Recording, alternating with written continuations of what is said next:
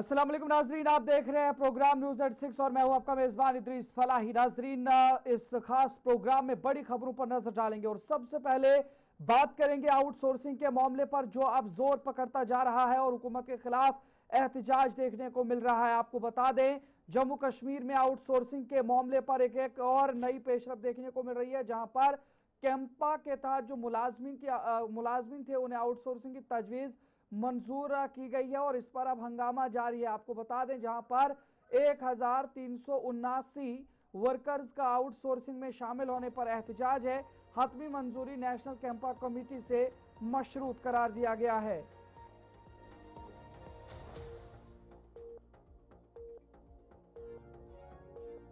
फिर compensatory forestation fund management and planning authority J&K Campa की steering committee ने Campa scheme के तहत काम करने वाले मौजूदा मुलाजमीन को रजिस्टर्ड निजी एजेंसियों के जरिए आउटसोर्स करने की तजवीज़ मंजूर करते हुए इसे हतमी मंजूरी के लिए नेशनल कैंपा की एग्जीक्यूटिव कमेटी को भेज दिया है। इस तजवीज़ के तहत need based workers, casual watch and ward labourers और सीजनल फायर वाचर को गवर्नमेंट ई मार्केट प्लेस के जरिए निजी एजेंसियों से मुंसलिक किया जाएगा। इस हवाले से बताया जा रहा है, जिसमें माली साल 2026-27 के दौरान 1379 casual watch and ward workers और 1237 सीजनल फायर वाचर्स शामिल हैं। स्टीयरिंग कमेटी ने जंगलात के तहफ़्फ़ुज़ के लिए 40 ऑपरेशनल गाड़ियों की खिदमत हासिल करने, कैंपा मनसूबों की थर्ड पार्टी जांच रिपोर्ट की तौसीक, जंगलात की मुकम्मल डिजिटल मैपिंग, जियो टैगिंग, निगरानी के निज़ाम को मजबूत बनाने और फील्ड स्टाफ की सहूलियात बेहतर बनाने की भी सिफारिश की है। ताहम ये तमाम तजावीज़ नेशनल कैंपा की एग्जीक्यूटिव कमेटी की मंजूरी के बाद ही नाफिजुल अमल होगी। इधर कैजुअल मुलाजमीन का आउटसोर्सिंग के खिलाफ एहतजाज चौथे रोज भी श्रीनगर में मुसलसल जारी रहा। मुजाहिरीन ने ऐलान किया है कि अगर मुतालबात पूरे न किए गए तो वो कल से गैर मुअय्यना मुद्दत की भूख हड़ताल शुरू करेंगे। एहतजाजी मुलाजमीन का कहना है कि 308 आर्जी मुलाजमीन को आउटसोर्सिंग के जरिए निजी एजेंसियों के हवाले करने की तजवीज़ से उनके रोजगार को शदीद खतरा लाक हो गया है। मुलाजमीन के मुताबिक इनमें से कई गुज़श्ता 20 बरस से महकमे में खिदमत अंजाम दे रहे हैं, लेकिन अब तक न कोई सरकारी नुमाइंदा उनसे मिला है और न ही उनके मुस्तकबिल के बारे में कोई यकीन दहानी कराई गई है। इस हवाले से उनकी जानिब से मज़ीद क्या कुछ कहा गया है, जरा वो भी सुनते हैं। यहाँ तो हमें 4 रोज हो गए दिन रात, अरे किसी को तो हमारे पास एडमिनिस्ट्रेशन का कोई नहीं आया। अलबत्ता चीफ साहब ने कुछ यकीन दहानी कराई है, तो उसी के इंतजार में हम बैठे हैं। तो अफसोस है इस चीज का हमें कि 20 साल 25 साल 30 साल किसी डिपार्टमेंट में देकर और मुफ्त में उस डिपार्टमेंट का काम चलाकर आज उसको कैंपा दिखाया जाए, जिस स्कीम का हमें तो पता ही नहीं है कुछ। हम तो वाइल्ड लाइफ में लगे हुए हैं, तो आज ये बहाने करके हमें हमारे पर जुल्म किया जाए, ये तो बड़े अफसोस है। चीफ वाइल्ड लाइफ वार्डन साहब हमारे पास आए, उसने तो पहले यकीन दहानी दी कि मैं आपका जो लिस्ट है, क्योंकि इन्होंने सिर्फ 308 की वहाँ जो आउटसोर्सिंग के मसले में उनको दे दिया, मगर 300 लड़के जो है वो किसी खाते के मतलब किसी खाते में नहीं है। हाँ, क्योंकि अब तक वो हम भी उनके साथ ड्यूटी देते थे, तनख्वाह भी ले रहे, जितना वो ले रहे थे उतना हम भी ले रहे थे। तो हमने पूरा उनको समझाया और एक मेमोरेंडम भी दिया यूनियन की तरफ से। तो कल से वो इस काम पर लगे हुए हैं। तो उसने पूरी यकीन दहानी दी कि मैं ये फॉरेस्ट मिनिस्टर को भेज दूंगा, कमिश्नर जो मैडम है शीतल नंदा, तो उसको भी मैं भेज दूंगा। तो मैं अपनी तरफ से कोशिश करूंगा, क्योंकि तुम पर बहुत ही जुल्म है।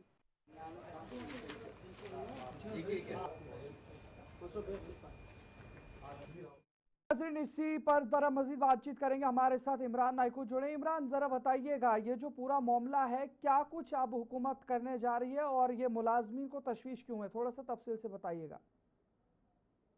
देखिए इदरीस, दरअसल गवर्नमेंट का जो हमारा फॉरेस्ट डिपार्टमेंट है, इसमें पेरेंट इसके डिपार्टमेंट से जैसे कि वाइल्ड लाइफ वगैरह है, तो इसमें गवर्नमेंट ने 2011 में एक स्कीम शुरू की थी कैंपा नाम से, और इस स्कीम में गवर्नमेंट ने कई सारे लोगों को अपॉइंट किया था। और उस स्कीम के हवाले से रिसेंटली आपको याद होगा कि चीफ सेक्रेटरी साहब की सदारत में एक स्क्रीनिंग कमेटी की मीटिंग हुई है और उस मीटिंग में ये फैसला लिया गया कि जो कैंपा स्कीम के तहत जो मुलाजमीन है, जो कैजुअल लेबर्स है, उनको अब आउटसोर्स किया जाएगा, उनको एक प्राइवेट कंपनी के हवाले किया जाएगा। हालांकि इस सिलसिले में जो chief wild life warden Jammu and Kashmir है, उन्होंने एक न्यूज चैनल से बात भी की है। हालांकि मैंने खुद वहां उनके पास मैं गया था और उनसे कोशिश की थी कि वो बात करें, लेकिन उन्होंने रिफ्यूज किया बात करने से। ताहम उसके बाद उन्होंने एक और न्यूज चैनल से बात की है और उन्होंने भी इस बारे में जो है इस कैंपा के हवाले से या जो सारी डेवलपमेंट हुई है, तो इस पे कोई बात नहीं की और सिर्फ ये कहा है कि इस सिलसिले में कोई पेशरफ्त नहीं हुई है। अभी चूंकि जो मामला चल रहा है पिछले 4 रोज से, जो वाइल्ड लाइफ डिपार्टमेंट के जो कैजुअल लेबर्स है, वो सरापा एहतजाज है और एक कम्युनिकेशन भी जो गवर्नमेंट की तरफ से पास हुई है और जिसमें गवर्नमेंट ने एक प्रपोजल जो है सामने लाया है, जिसमें कहा गया है कि वाइल्ड लाइफ डिपार्टमेंट के तकरीबन 308 जो कैजुअल लेबर्स है, उनको अब आउटसोर्स किया जाएगा। इसके अलावा इस महकमे के तकरीबन 1379 जो मुलाजमीन है, 1379 जो कैजुअल एम्प्लॉयज है या नीड बेस्ड वर्कर्स है, जो आरजी मुलाजमीन है कुल मिला के, अब सरकार इन आरजी मुलाजमीन को 1379 को एक प्राइवेट कंपनी को सौंप रही है, यानी कि इन्हें आउटसोर्सिंग किया जा रहा है। और इस सिलसिले में जो 2004 में कैजुअल लेबर लगे थे, उनको भी बाद में लोग बहुत सारे उनको कैंपा के तहत जो है अपॉइंट किया गया। लेकिन अब सवाल यह है कि जो गवर्नमेंट की तरफ से कम्युनिकेशन आई है, इसमें खदशा ये जाहिर किया जा रहा है कि जो ऑलरेडी जो कैजुअल लेबर्स है, जो अपनी मुस्तकली को लेके अभी तक जो है आवाज उठा रहे थे, परेशान थे, लेकिन अब उनकी मुस्तकली अपनी जगह पे है, लेकिन अब उनका मुस्तकबिल जो है वो दाव पे लगा है, क्योंकि जो कम्युनिकेशन गवर्नमेंट की तरफ से शेयर की जा रही है, जो मैंने खुद देखी है और उस पर मैंने आज स्टोरी भी की है, तो उसमें यही है कि तकरीबन 1379 जो कैजुअल एम्प्लॉयज है, उनको गवर्नमेंट जो है, एक गवर्नमेंट ने प्रपोजल दिया है, जो अब उसका जो नेशनल अप्रूवल है उसका इंतजार है और इनको आउटसोर्स किया जा रहा है प्राइवेट कंपनीज के हवाले। तो कुल मिला के जहां एक तरफ जम्मू कश्मीर में आउटसोर्सिंग को लेके पहले से ही एक बड़ा मुद्दा सामने आया है और 25,000 नौजवानों को आउटसोर्स करने की बात हो रही है, हालांकि बाद में गवर्नमेंट ने उस पर भी अपनी क्लियरेंस और अपनी बात सामने रखी है। लेकिन अब जो नया मामला सामने आया है कि कैजुअल लेबर्स का, जैसे मैं जिक्र कर रहा हूं कि आज चौथे दिन भी जो वाइल्ड लाइफ डिपार्टमेंट के कैजुअल लेबर्स है, वो आज भी एहतजाज पर और कल से वो भूख हड़ताल पे जा रहे हैं, हंगर स्ट्राइक पे जा रहे हैं। और इसलिए कि उनके 308 जो साथी है, उनको गवर्नमेंट ने प्रपोजल दिया है कि उनको अब आउटसोर्स किया जाए और साथ साथ इन लोगों को अब जो बाकी बचे हैं, अब इनको भी खदशा है कि इनको भी जो है आउटसोर्स किया जाएगा। मजीद जो मैंने कहा कि तकरीबन 1000 फिर बचता है 1379 में, तो इसमें उनका नाम जो प्रपोजल गवर्नमेंट ने रखा है कि उनको भी अब आउटसोर्स किया जाएगा। तो कहीं ना कहीं जम्मू कश्मीर में आउटसोर्सिंग के मामले पे अब कैजुअल लेबर्स के अंदर भी खदशात जाहिर बहुत किए बहुत जा रहे हैं। शुक्रिया इमरान नाइकू जानकारी पहुंचाने के लिए। तो नाजरीन, आपने देखा ये हमारे साथ इमरान नाइकू जानकारी पहुंचा रहे थे और ये बता रहे थे कि आउटसोर्सिंग का जो मामला है क्या कुछ पूरा मामला है। लेकिन इसी बीच में बीजेपी की जानिब से भी अब इस वक्त तनकीद की जा रही है। बीजेपी जम्मू कश्मीर के तर्जुमान अल्ताफ ठाकुर ने वाइल्ड लाइफ महकमे के कैजुअल मुलाजमीन की आउटसोर्सिंग के खिलाफ जारी एहतजाज पर नेशनल कॉन्फ्रेंस की क़यादत वाली हुकूमत को तनकीद का निशाना बनाया है। उन्होंने इल्ज़ाम लगाया कि हुकूमत ने उन मुलाजमीन के साथ वादा खिलाफी की है जिन्होंने इस पर एतमाद किया था। नेशनल कॉन्फ्रेंस एक ऐसी पार्टी है जो कभी किसी का भला नहीं कर सकती। धोखा, फरेब उनकी फितरत और उनके डीएनए में है। याद होगा कि ये वही कैजुअल लेबर टेलीविजन है जो भारतीय जनता पार्टी जब कोalition में थी या उसके बाद जो एलजी इंतजामिया, तो ऑनलाइन हमने ही इनको किया था और वो एक लमसम फिगर जो था वो भी हमने इनको जमा किया था और उनको जो मैक्सिमम वेजेस है उस दायरे में भी लाया। लेकिन नेशनल कॉन्फ्रेंस की गवर्नमेंट, खासकर जो ये फॉरेस्ट डिपार्टमेंट है, ये अब इन कैजुअल लेबरर्स या डिलीवरीज को डिग्रेड कर रहा है। एक कैजुअल लेबर, एक डिलीवरीजर, उसको आउटसोर्स कर रहा है और प्राइवेट कंपनी के थ्रू उसको वापस में एंगेज कर रहा है। अब प्राइवेट कंपनी कौन है, कहां से आती है, वहां ट्रांसपेरेंसी कहां रहती है, अकाउंट। नाज़रीन, आगे बढ़ जाएंगे। एक बड़ी खबर आपको बता रहे हैं। जम्मू कश्मीर काबीना के हवाले से वज़ीर आलम उमर अब्दुल्ला की जानिब से आज एक बड़ा बयान दिया गया है और आपको बता दें, executive editor Gulistan news Ashfaq Gauhar के साथ खुसूसी इंटरव्यू के दौरान उनकी जानिब से इस बात का खुलासा किया गया है। जम्मू कश्मीर में 2 बड़े सियासी फैसलों की तैयारियां तेज हो गई हैं। सबसे पहली बात तो यह है कि दिल्ली एहतजाज से पहले काबीना में तौसी और रद्दोबदल होगा। ये वज़ीर आला उमर अब्दुल्ला की जानिब से आज वाज़ेह कर दिया गया है। जंतर मंतर एहतजाज के लिए पार्टी नुमाइंदों के नाम आज तय होंगे। उसके हवाले से एक इजलास होने जा रहा है। इस हवाले से जम्मू कश्मीर की सियासत में आइंदा चंद रोज के दौरान 2 अहम पेशरफ मुतवक्का हैं। वज़ीर आला उमर अब्दुल्ला ने गुलिस्तान न्यूज़ के एग्जीक्यूटिव एडिटर इशफाक गौहर को दिए गए खुसूसी इंटरव्यू में कहा है कि रियासती दर्जे की बहाली के मुतालबे पर दिल्ली के जंतर मंतर में मुजवजा एहतजाज से कबल काबीना में तौसी और रद्दोबदल का अमल मुकम्मल कर लिया जाएगा। उन्होंने बताया कि डॉक्टर फारूक अब्दुल्ला की सदारत में आज श्रीनगर में नेशनल कॉन्फ्रेंस का अहम इजलास मुनक्किद हो रहा है, जिसमें जंतर मंतर एहतजाज की हिकमत अमली, पार्लियामेंट के मानसून इजलास के पहले रोज एहतजाज में शिरकत करने वाले रहनुमाओं के नाम और दीगर इंतजामात को हतमी शक्ल दी जाएगी। उमर अब्दुल्ला ने कहा कि हालिया दाशिगाम इजलास में हुकूमत की कारकर्दगी को मजीद मौसर बनाने के लिए काबीना में तौसी और रद्दोबदल की जरूरत महसूस की गई है, जिसके बाद ये फैसला किया गया कि दिल्ली एहतजाज से पहले इस अमल को मुकम्मल किया जाएगा। उनकी जानिब से क्या कुछ कहा गया वो भी जरा आपको सुनाते हैं।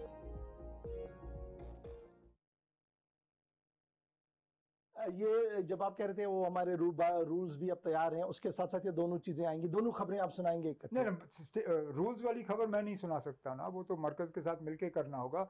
एक्सपेंशन और रीशफल जो है ये मेरी जिम्मेदारी है, और दाचीगाम की उस मीटिंग के बाद कुछ पेशरफ्त करना बड़ा मैं ज़रूरी समझता हूँ। अब आने वाले दिनों में चाहे दिल्ली के हमारे जंतर मंतर प्रोग्राम से थोड़ा पहले या थोड़ा बाद, लेकिन उसी के आसपास। उमर साहब को उम्मीद है कि जब आप जंतर मंतर पर बैठेंगे, चूंकि अब कैलेंडर आ रहा है 1-2 दिन में पार्लियामेंट का, उसके बाद हालात बदलेंगे, उसके बाद कुछ पॉजिटिव होगा? वो ना आप कह सकते हो ना मैं कह सकता हूँ। हमारी कोशिश है और हमारी ये कोशिश जारी रहेगी। जंतर मंतर का 1 दिन करने के बाद फिर हम फैसला करेंगे इसके बाद क्या करना है, लेकिन सिलसिला चलता रहेगा, सिलसिला चलता रहेगा। ये सिलसिला रुकेगा नहीं जब तक कि स्टेटहुड हमारा बहाल नहीं होता। और हम हमारा सीधा सा सवाल है, जब ये लोग कहते हैं कि जनाब उचित समय पे, कहते हैं ना हिंदी में उचित समय पे, उचित समय, सही वक्त पे, मेरा सिर्फ इनसे सवाल इतना ही होता है कि खुदारा हमें बताइए ना, उस उचित समय को तोलने का तरीका क्या है, ताकि हमें भी पता चले ना कि उस गोल तक पहुंचने के लिए हमें क्या कदम उठाने हों।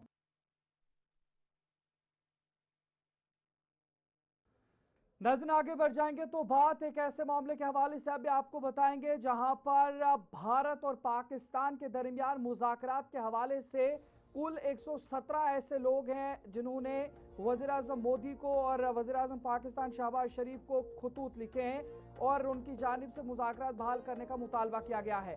भारत पाकिस्तान को मुज़ाकरात बहाल करने का मुतालबा किया गया है। 117 मुमताज़ शख्सियात ने वज़ीर-ए-आज़म भारत और पाक को लिखे हैं खत। अमन और सफारती ताल्लुकात बहाल करने पर जोर दिया गया है। PDP सदर महबूबा मुफ्ती ने तजवीज़ का खैर मकदम किया है, लेकिन वहीं पर BJP कौमी जनरल सेक्रेटरी तरुण चुग की जानिब से तनकीद भी की गई है। भारत और पाकिस्तान के 117 मुमताज शहरियों ने दोनों ममालिक के वज़ीर-ए-आज़म नरेंद्र मोदी और शहबाज शरीफ से अपील की है कि वो खित्ते में पायदार अमन, मामूल के ताल्लुकात, मुज़ाकरात और बाहमी ताउन की बहाली के लिए मौसर इक़दाम करें। Centre for piece and progress की जानिब से जारी खुले खत में मुकम्मल सफारती ताल्लुकात की बहाली, नई दिल्ली और इस्लामाबाद में हाई कमिश्नर्स की दोबारा तैनाती, वीज़ा खिदमात की बहाली, तमाम अहम उमूर बशमूल जम्मू कश्मीर पर बामाने मुज़ाकरात की शुरुआत, अटारी वाघा सरहद, श्रीनगर मुजफ्फराबाद बस सर्विस और फ़ज़ाई राब्तों की बहाली, नेज़ करतारपुर राहदारी और शारदा पेट तक मजहबी रसाई बहाल करने का मुतालबा किया गया है। इस हवाले से आपको बता दें, जहां पर खत पर भारत से डॉक्टर फारूक अब्दुल्ला, मीरवाइज उमर फारूक, महबूबा मुफ्ती, AS दलित समेत 100 दुलत समेत 61, जबकि पाकिस्तान से साबिक वज़ीर खारजा खुर्शीद महमूद कसूरी, अशरफ जहांगीर, काजी परवेज भाई समेत 56 शख्सियात ने दस्तखत किए हैं। खत में कहा गया है कि जनूबी एशिया के तकरीबन 2 अरब आवाम के बेहतर मुस्तकबिल के लिए महाज़ाराई नहीं बल्कि अमन, मुकालमा और ताउन ही वाहिद रास्ता है।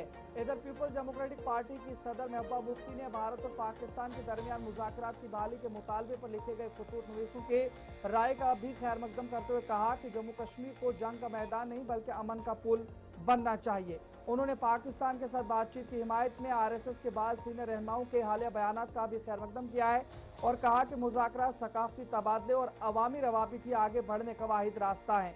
महबूबा मुफ्ती ने मजीद कहा कि वज़ीर-ए-आज़म नरेंद्र मोदी के पास मसला को मुज़ाकरात के जरिए हल करने और खिते में देर पा अमन कायम करने का एक सुनहरी मौका मौजूद है।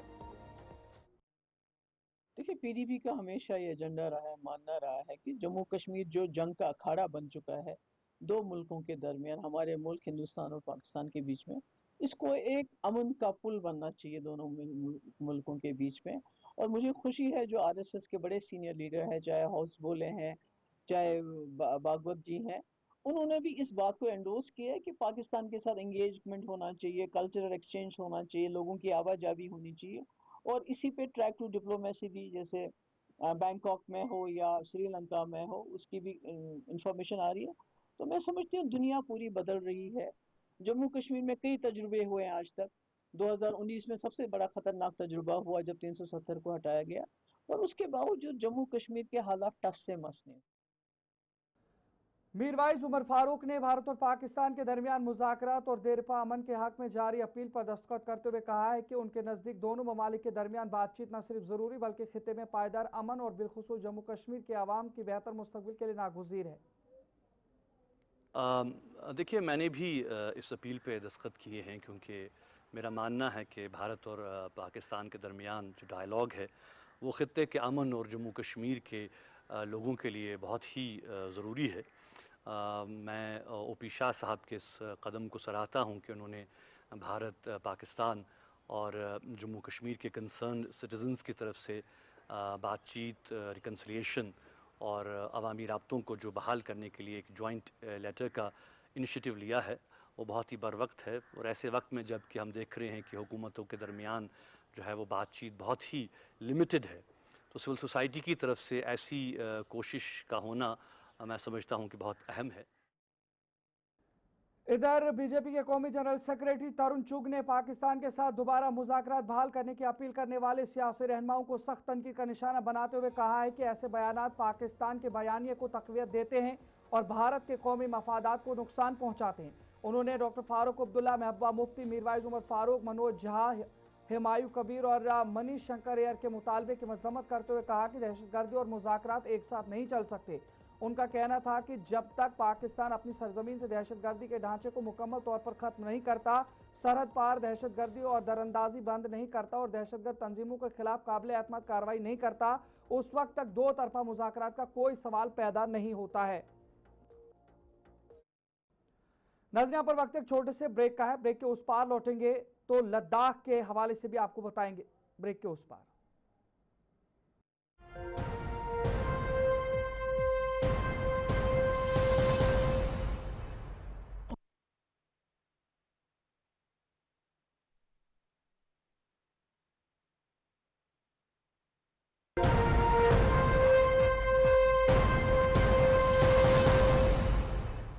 ब्रेक के बाद आपको दोबारा खैर मकदम में बात मरकज के जेर इंतजाम इलाका लद्दाख के हवाले से करेंगे। डाइट लह में नेशनल पॉपुलेशन एजुकेशन प्रोजेक्ट के तहत पोस्ट हेल्थ डे मनाया गया, जिसका मकसद सेहतमंद तर्ज जिंदगी के बारे में आगाही पैदा करना था। इस मौके पर इदारे के असातिज़ा ने मुतवाज़िन ग़िज़ा, ज़्यादा खाने से परहेज़, बाकायदा जिस्मानी सरगर्मी और सेहतमंद आदात अपनाने की अहमियत पर रोशनी डाली। मुकर्रीरीन ने जिस्मानी सेहत, जहनी सुकून और हमाजहत नशोनुमा के लिए योगा के किरदार को भी उजागर करते हुए शुरा पर जोर दिया कि वो बेहतर और सेहतमंद जिंदगी के लिए रोजमर्रा मामूलात में सेहत बख्श आदात और योगा को शामिल करें।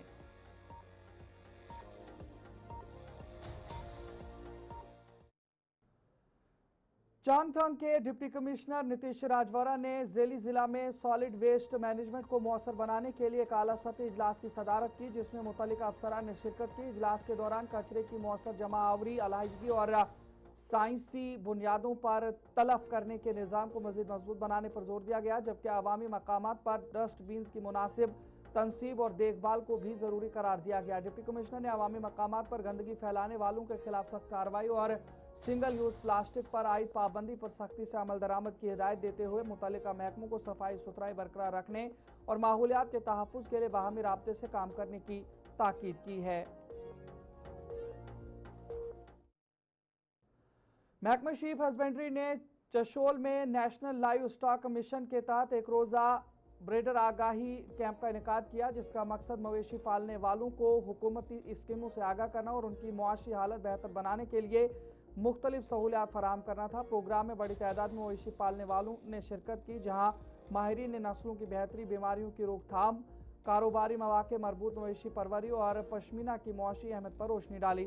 इस मौके पर चशोल के गोबा ने मकामी मवेशी पालने वालों के मसाइल पर मुश्तमिल यादाश्त भी पेश की है, जिस पर महकमे ने मुनासिब कार्रवाई की यकीन दहानी कराई। तकरीब के दौरान खाना बदोश चरवाहों में पोर्टेबल खीमे, हिफाजती जूते और दूध बिलवाने की मशीनें भी तकसीम की गईं, ताकि मवेशी परवरी के शोबे को मजीद मजबूत बनाया जा सके।